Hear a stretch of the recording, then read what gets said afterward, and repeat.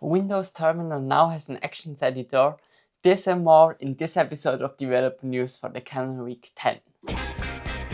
Visual Studio Code version 1.111 is here. It comes with various AI improvements, like an experimental setting that displays AI CLI terminals like GitHub Copilot Chat separately from the other terminal profiles. Also, there is a new permission selector where you can select which kind of approvals will be automatically given to the agent. GitHub Copilot Memory, the capability for Copilot that allows it to remember certain things over different chats, is now enabled by default in public repositories for GitHub Copilot Pro and Pro Plus members.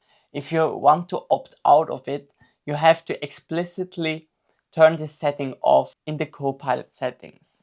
In pull requests on GitHub, there is a new merge status panel where you can see if a pull request is ready for merging or which reviewers or checks are still required.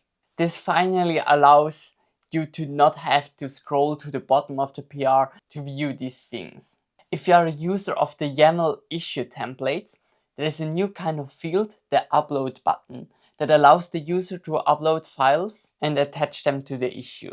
WinUI Gallery 2.8 released with new examples, an updated GUI icons overview, as well as the ability to use the jump list in the taskbar to directly open certain samples.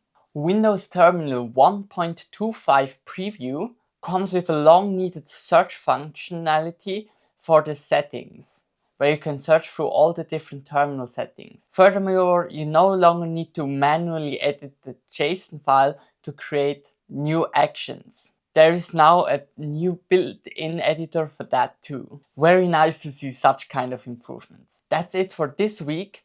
Leave a like if you liked the video, subscribe so you don't miss next week's episode, and goodbye.